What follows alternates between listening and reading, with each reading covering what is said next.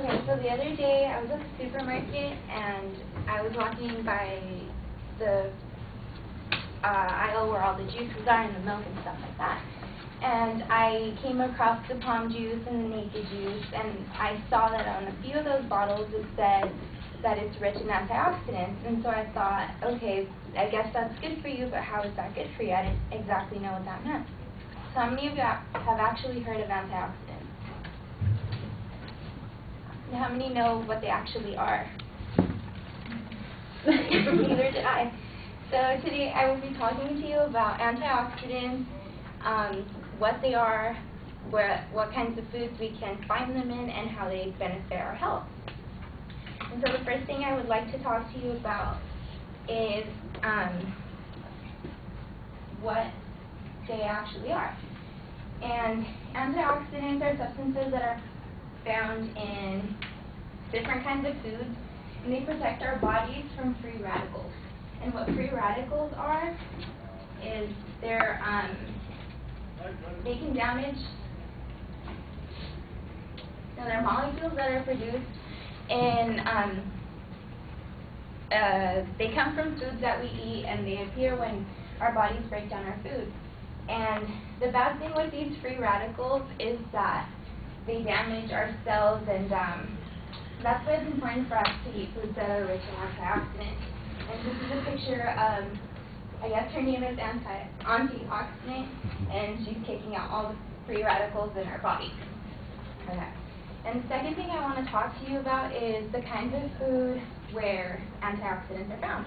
And some of the most common ones that we've all heard of are berries, such as blackberries, blueberries, pomegranates, things like that.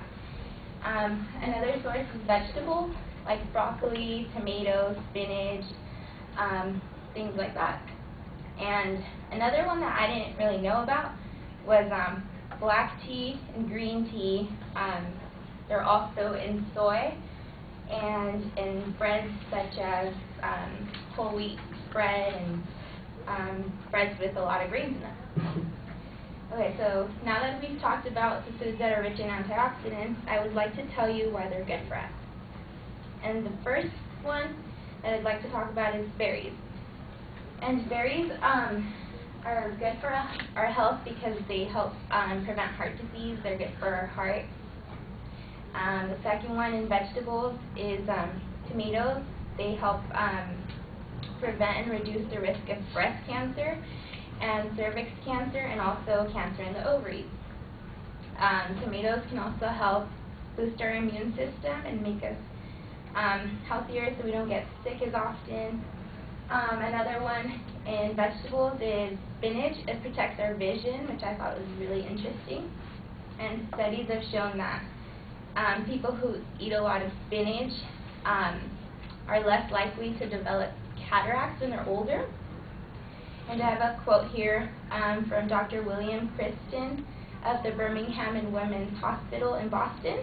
And he said, the findings suggest that there is a benefit to antioxidants, and people should eat plenty of fruits and vegetables. Another study that I found was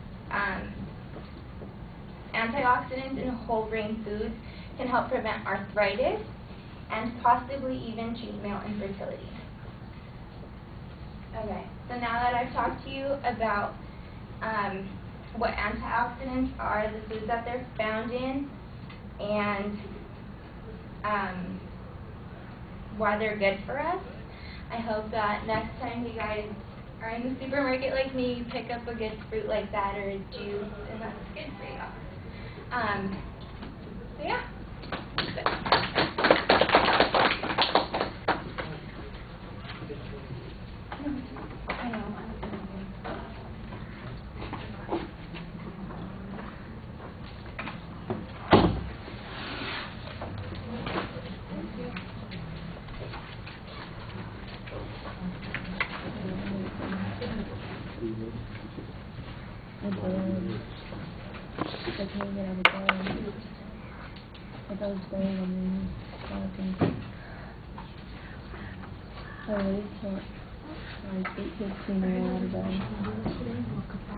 So David, what did you think? Well, the introduction was pretty well put together. Like, I actually wanted to know what antioxidants were. Your 3 subcategories, I felt were, well, I only got 2. I don't know whether you spoke about a third one. I only got what and why. But your what was pretty good, defining what free radicals were and what were good to fight the free radicals, and you added a little extra like tea and stuff. That was good information. And the why were actually pretty good, because I didn't know that berries and all that stuff. We just did all that kind of stuff.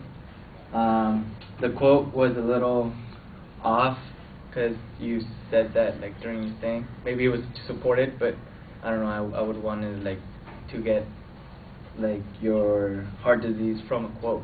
It's like, oh, such doctor said such, that because berries help heart disease or something. So other than that, it was very well, and your outro was pretty good too.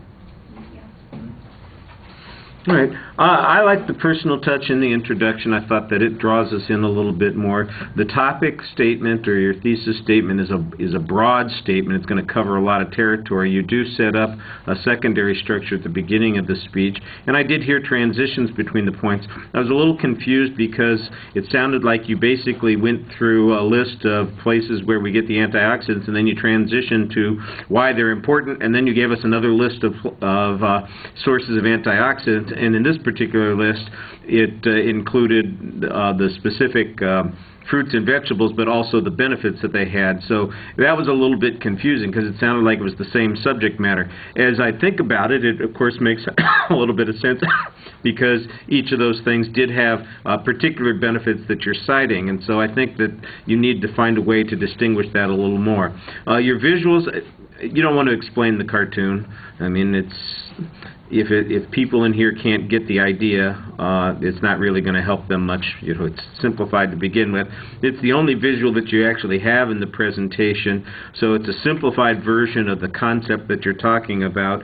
I think you could use a little bit more detail on that first point and the explanation about how antioxidants resist the free radicals and what dangers the free radicals present to the body. That seemed just a little underdeveloped. You had a basic explanation, but not a very detailed or complete one for an audience. You know, at this level, it's you know, like I said, the cartoon explains the idea simply. But we are talking to a group of college students here, and so I think we could use a little bit more than antioxidant coming after the free radicals. You know, and it makes me wonder where Uncle Oxidant is. Why he isn't there helping her.